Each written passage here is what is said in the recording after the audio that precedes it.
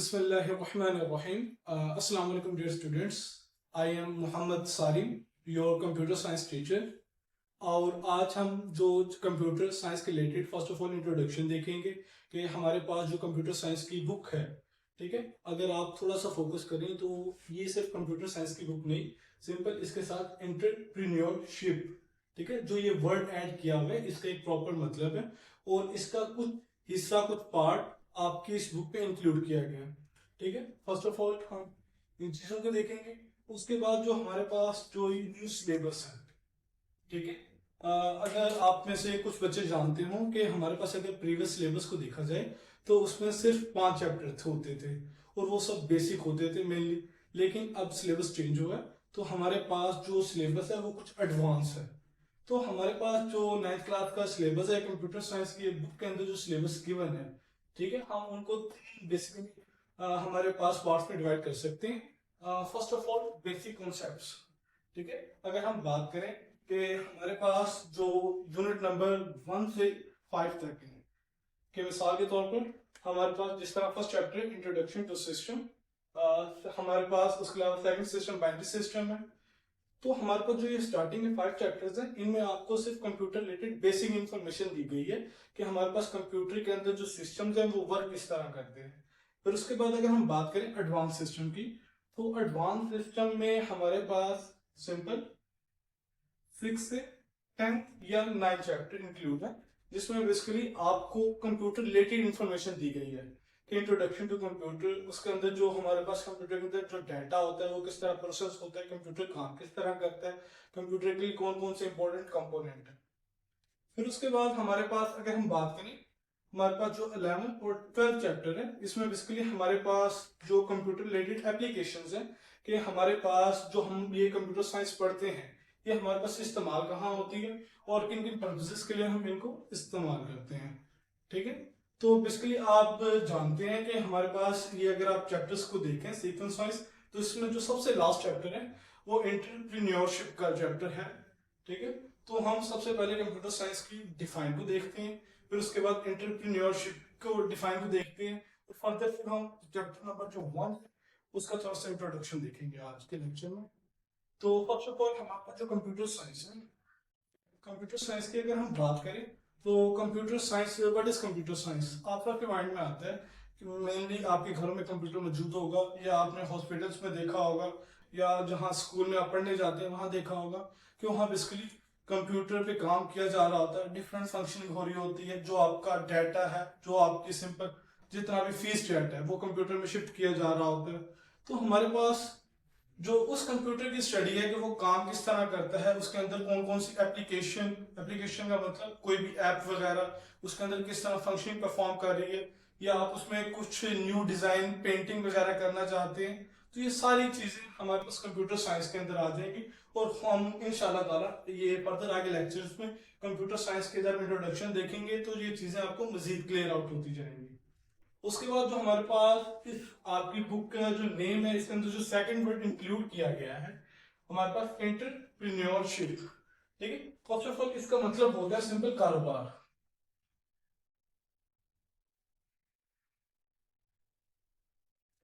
ठीक है, अब हमारे पास कंप्यूटर और कारोबार का क्या लिंक है।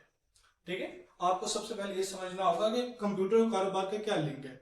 हमारे पास अगर आप देखें तो हमारे पास जो कारोबार है, आप ऑनलाइन प्लेटफॉर्म्स, आपको पता है कि आप फोन पर सिंपल ऑर्डर कर सकते हैं कोई भी चीज, क्या आपको कोई चीज बेचनी है या खरीदनी है जिसके लिए आपके पास डिफरेंट वेबसाइट्स मौजूद होती हैं। ठीक है, तो ये सिंपल एक किस्म के कारोबार हैं जो आप ऑनलाइन करते हैं। ठीक है, उसके अलावा जो हमारे पास फेसबुक है, व्हाट्सएप है, यूट्यूब है, ये सब एप्स हैं, ये आपको कहाँ मौजूद हैं, ये भी सिंपल एक कारोबार है। आप सब जानते हैं कि जो इनके फाउंडर्स हैं वो हमारे पास मिलियन बिलियंस हैं। ठीक है, बहुत सा पैसे इनसे कमा रहे हैं, तो ये सब हमारे पास एंटरप्रेन्योरशिप में आ जाता है। तो अगर हम एंटरप्रेन्योरशिप को सिंपली डिफाइन करना चाहें तो हमारे पास इस तरह डिफाइन कर सकते हैं, to start a new business, to start a new business, एक ऐसा प्रोसेस, ठीक है, process to start a new business.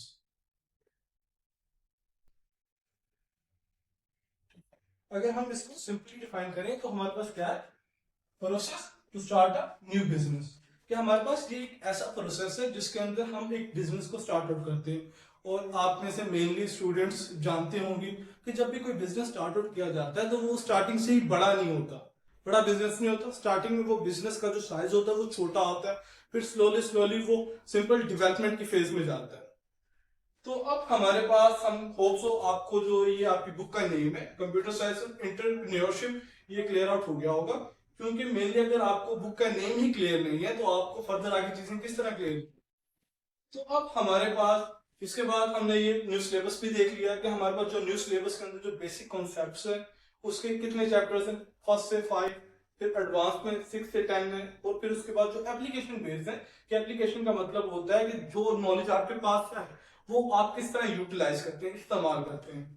ठीक है, तो हमारे पास जो लास्ट 2 चैप्टर्स हैं मेनली इनमें आपको एप्लीकेशन बेस्ड चीजें बताई गई हैं कि ये जो नॉलेज है ये कहाँ इस्तेमाल हो रहा है। उसके बाद हमारा जो मेनली कंसर्न है वो हमारे पास यूनिट नंबर 1 है, जिसको हमारे पास सिंपल इंट्रोडक्शन टू सिस्टम जिसका नेम है। अगर हम बात करें सिस्टम, फर्स्ट ऑफ ऑल हमेशा जो आपको टर्म्स वगैरह पढ़ाई जाए बताई जाए तो आपको उनके रिलेटेड कॉन्सेप्ट क्लियर होना चाहिए। अगर आपको उनके रिलेटेड कॉन्सेप्ट क्लियर नहीं होगा तो आप उस चीज को फर्दर अंडरस्टैंड नहीं कर सकते। तो हम सबसे पहले सिस्टम को देखेंगे, ये सिस्टम डिफाइन क्या है, ताकि आप जब आगे सिस्टम रिलेटेड बातें डिस्कस करें या सिस्टम का कहीं भी लफ्ज इस्तेमाल हो तो आपको पता हो कि सिस्टम होता क्या है और किस तरह फंक्शन परफॉर्म करता है। तो अब हमारे पास जो ये सिस्टम है, ठीक है, अब सिस्टम हमारे पास, हम सिस्टम को किस तरह डिफाइन कर सकते हैं, और ये आपका शॉर्ट क्वेश्चन ही है 2 नंबर का। ठीक है, इस बात का ख्याल रखना है आपने। A system is a collection of parts that work together to achieve a common goal. collection का मतलब होता है मजमुआ। ठीक है, कि मजमुआ क्या होता है कि हमारे पास 2-3 चीजों को इकट्ठा कर दिया जाए तो वो कलेक्शन होता है। मिसाल के तौर पर हमारे पास एक क्लासरूम, वहां हमारे पास आप जानते हैं कि एक स्टूडेंट 2 स्टूडेंट तो होते हैं, हमारे पास मोस्टली हमारे पास 5, 6 या 7 या मेनली 20, 30 भी हो सकती है। तो वो हमारे पास, जब हम सब लड़कों की बात करेंगे तो कलेक्शन की बात करेंगे कि वो सब कलेक्शन है। अगर हम एक की बात करेंगे तो वो कलेक्शन में नहीं आएगा। पार्ट्स किससे हैं कि हमारे पास सिस्टम बेसिकली मजमुआ है, हमारे पास कलेक्शन है पार्ट्स दैट वर्क टुगेदर, कि हमारे पास जो सिस्टम है उसमें हमारे पास छोटे छोटे पार्ट्स होते हैं, हिस्से होते हैं जो हमारे पास, जिनका मजमुआ वो मिलकर काम करते हैं। और हमारे पास जब वो काम करते हैं तो क्यों काम करते हैं, बेसिकली एक कॉमन गोल को अचीव करने के लिए, कोई भी एक कॉमन मकसद या आप कहें ऑब्जेक्टिव। ठीक है, ऑब्जेक्ट का मतलब भी मकसद होता है कि जो आपका एम होता है।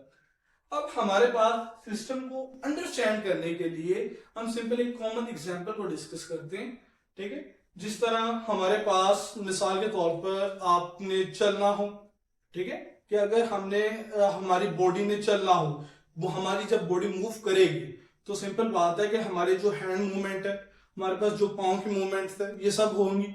लेकिन हमारे पास ये सब होने में एक मुकम्मल सिस्टम का रोल है।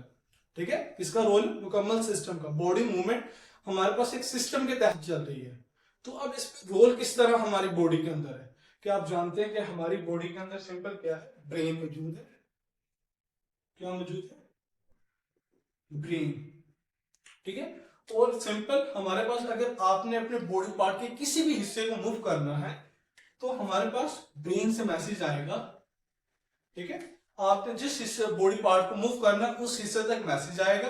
ठीक है, सिंपल वहां अगर कोई मसल्स हुआ, क्योंकि हमारे पास मेनली जो हमारी मूवमेंट होती है ये मसल्स की कॉन्ट्रैक्शन से होती है। ठीक है, मसल्स के सिकुड़ने और रिलैक्स करने से होती है। तो हमारे पास ब्रेन हमारे पास मैसेज किसको भेजेगा? मसल्स को। मसल्स उसके बाद क्या होंगे? कॉन्ट्रैक्ट होंगे, रिलैक्स होंगे, और फिर हम इजीली मूव कर पाएंगे, या हमारी बॉडी का कोई भी हिस्सा इजीली मूव कर सकता है। एक तो ये हमारे पास, हमने हमारी बॉडी के एग्जाम्पल देख ली। ठीक है, कि हमारे पास हमारी बॉडी के अंदर स्पेशली खुद जो हम डेली हम चलते फिरते हैं, लेकिन कभी ये नहीं सोचते कि हमारी बॉडी की जो मूवमेंट है ये हो किस तरह रही है। ठीक है, तो हमने एक सिस्टम की एग्जांपल हमारी बॉडी के अंदर देखी कि हमारी बॉडी के अंदर सिंपल कोई भी अगर फंक्शन हमें परफॉर्म करना है, अगर ये कुछ लिखना भी है, ठीक है, इनफैक्ट अगर हम कुछ लिखना भी चाहते हैं तो क्या होगा कि हम उस वक्त तक लिख नहीं सकते जब तक हमारे जो ये डिफरेंट बॉडी पार्ट्स ये मिलकर काम ना करें। मिसाल के तौर पर ब्रेन मिलकर काम ना, ब्रेन अगर हमारे पास साथ ना दे तो हम कुछ लिख नहीं सकते, कुछ सोच नहीं सकते, या हमारे पास ब्रेन सोच तो रहा है लेकिन हमारे जो ये हाथ हैं ये वर्किंग नहीं कर रहे, ठीक है। तो ये हमारे पास एक मुकम्मल सिस्टम बनाते हैं। अब जिस तरह मैंने आपको रिटर्न की एग्जांपल दी कि कोई चीज हमने लिखनी है, ठीक है, तो अब इसमें हमारे पास किन किन चीजों का रोल है, हमारे हाथों का रोल है, हमारे ब्रेन का रोल है जो इसके लिए क्या कर रहा है, थिंकिंग कर रहा है। उसके अलावा हमारे पास कुछ हमारे पास सेल्स ऐसे होते हैं जिनको हम नर्व सेल्स बोलते हैं, न्यूरॉन्स बोलते हैं, जो हमारी बॉडी में पैगाम रिसानी का काम करते हैं, पैगाम को लेकर जाते हैं ब्रेन तक और पैगाम को ब्रेन से लेकर आते हैं। ये सब मिलकर हमारे पास क्या बना रहे हैं, एक सिस्टम बना रहे हैं, ठीक है। तो ये हमारे पास सिस्टम की एक एग्जांपल है जो आपकी बॉडी से है। अगर हम अपने स्कूल में जहां आप पढ़ने जाते हैं या अकेडमीज में पढ़ने जाते हैं, तो अगर हम वहां की एग्जांपल लें तो आप देखते हैं कि जब आप सुबह सुबह स्कूल के अंदर एंटर होते हैं तो आपको एक सिक्योरिटी गार्ड मिलता है। फिर उसके बाद आप अपनी क्लासेस वगैरह में जाते हैं जहां आपको पढ़ाने के लिए डिफरेंट टीचर्स आते हैं। और आप जानते हैं कि हमारे पास जो स्कूल होता है उसमें कुछ पोर्शंस होते हैं कि एक हमारे पास फीस रूम होता है, एक प्रिंसिपल ऑफिस होता है, ठीक है, और हमारे पास इसी तरह वाइस प्रिंसिपल ऑफिस। तो ये हमारे पास, उसके अलावा हमारे पास जो स्कूल की सफाई वगैरह करने के लिए हमारे पास, आपको पता है कि मासी वगैरह या आया वगैरह रखी होती हैं जो स्कूल की सफाई वगैरह का ध्यान रखती हैं। तो हमारे पास जब ये सारी चीजें मौजूद होंगी तो फिर जाकर एक मुकम्मल स्कूल सिस्टम बनेगा और हमारे पास प्रॉपर एक स्कूल में क्या होगी, फंक्शनिंग परफॉर्म होगी। कि मिसाल के तौर पे अगर आप स्कूल जाएं तो अगर सिक्योरिटी गार्ड ना हो तो सिंपल सिक्योरिटी गार्ड का काम क्या होता है, प्रोटेक्शन करना होता है। उसके बाद आप क्लासेस में जाएं, टीचर आपको ना मिले तो आपको पढ़ाएगा कौन। तो हमारे पास स्कूल का जो सिस्टम है उसमें क्या क्रिएट होगा, डिस्टर्बेंस क्रिएट होगी, ठीक है। या अगर स्कूल के टीचर मौजूद है लेकिन जो हमारे पास सफाई करने वाली आया है वगैरह है वो मौजूद ना हो तो आप बेसिकली गंदगी में नहीं पढ़ सकते।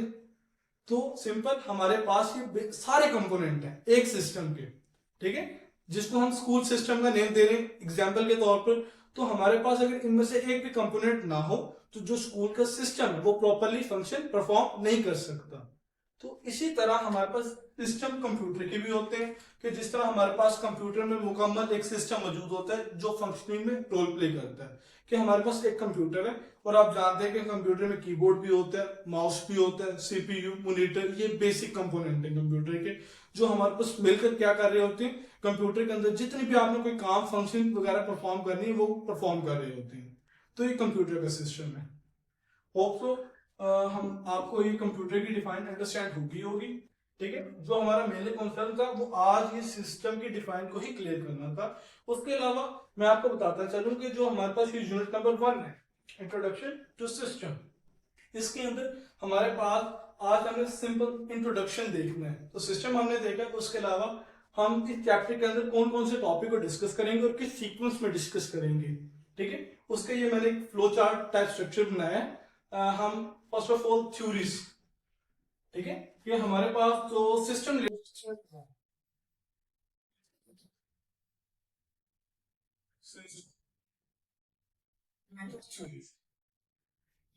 आपको स्टार्टिंग में कुछ पॉइंट्स नजर आ रहे होंगे जिसमें आपको थ्योरीज के बारे में बताया होगा। सिस्टम थ्योरी कि हमारे पास कोई भी सिस्टम वर्क किस तरह परफॉर्म करता है, इसके रिलेटेड थ्योरीज पेश की गई है। और थ्योरीज के रिलेटेड मैं आपको बता दूं, सिंपल ये कोई भी मफरूजा होता है। मफरूजा का मतलब कि एक इंसान है वो सिंपल अपने ख्यालात को जाहिर करता है या अपने ख्यालात के अपनी जहनियत के मुताबिक ये बताता है कि कोई चीज किस तरह काम कर रही है, ठीक है।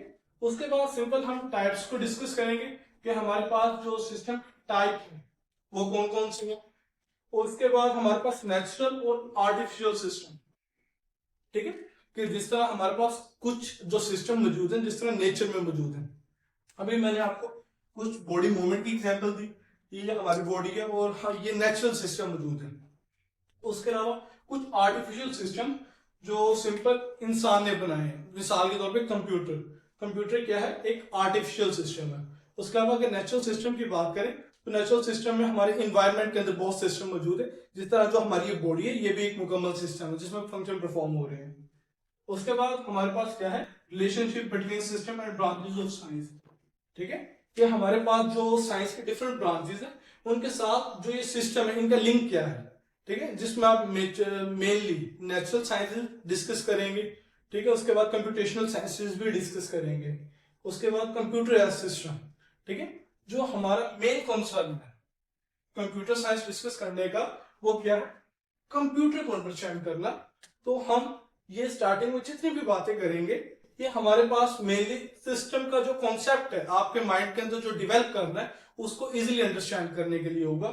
उसके बाद हमारे पास जब ये हाफ पोर्शन गुजर जाएगा, जब तक आपको जो सिस्टम है जो आपके नेचर के अंदर मौजूद है या आर्टिफिशियल सिस्टम्स है उनकी कंप्लीट अंडरस्टैंडिंग हो जाएगी, तो फिर हम कंप्यूटर को देखेंगे जो कंप्यूटर का सिस्टम है कि कंप्यूटर एज अ सिस्टम किस तरह है। उसके बाद हमारे पास एक आ जाता है टॉपिक जिसमें हमारे पास वॉन न्यूमैन कंप्यूटर।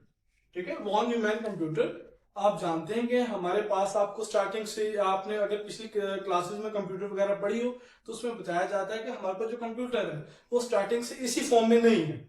ठीक है, कि जिस तरह आपको मॉनिटर सीपीयू ये नजर आता है स्टार्टिंग में इस तरह नहीं था। कि हमारे पास स्टार्टिंग में क्या था, जो कंप्यूटर का साइज था वो सिंपल हमारे पास एक दो बड़े कमरे अगर लगा लिए जाए तो वो कंप्लीट को कवर करता था। और वो जो कंप्यूटर बनाए जाते थे स्टार्टिंग में अंदर वो उनका साइज बड़ा होता था और वो काम क्या करते थे, ये सिंपल प्लस माइनस का मेनली काम वगैरह करते थे और उनमें उसी टाइम सिर्फ वही हो सकता था, प्लस माइनस मल्टीप्लाई डिवाइड वगैरह। ठीक है, तो हमारे पास हम इसके अंदर जो हमारे पास ये फर्स्ट चैप्टर है इसके अंदर वॉन न्यूमैन कंप्यूटर आर्किटेक्चर को भी डिस्कस करेंगे कि हमारे पास जो ये कंप्यूटर का स्ट्रक्चर था जो इनिशियली था स्टार्टिंग के अंदर था वो किस तरह का था, वो उसमें कंपोनेंट्स क्या क्या थे, वो फंक्शन किस तरह परफॉर्म करता था। और लास्ट के अंदर क्या है, टाइप्स है। ठीक है, कि हमारे पास जो कंप्यूटिंग सिस्टम की टाइप्स वो कितनी है, कि हमारे पास अब कंप्यूटिंग सिस्टम कि हमारे पास जो कंप्यूटर के अंदर सिस्टम वगैरह मौजूद है तो अब आगे हमारे पास कंप्यूटर सिस्टम्स की भी टाइप्स मौजूद है जो हम इस चैप्टर के अंदर डिटेल डिस्कस करेंगे। ठीक है, होप सो स्टूडेंट्स आज का लेक्चर आपको पसंद आया होगा और अगर आपके माइंड में कोई भी क्वेश्चंस है लेक्चर रिलेटेड या आपको कोई चीज अंडरस्टैंड नहीं हुई तो आप कमेंट सेक्शन में जाकर वो उसका क्वेश्चन रेज कर सकते हैं, इंशाल्लाह ताला आपको जवाब मिलेगा। और अगर आपको लेक्चर पसंद आया तो चैनल को लाइक सब्सक्राइब लाजमी करें। शुक्रिया।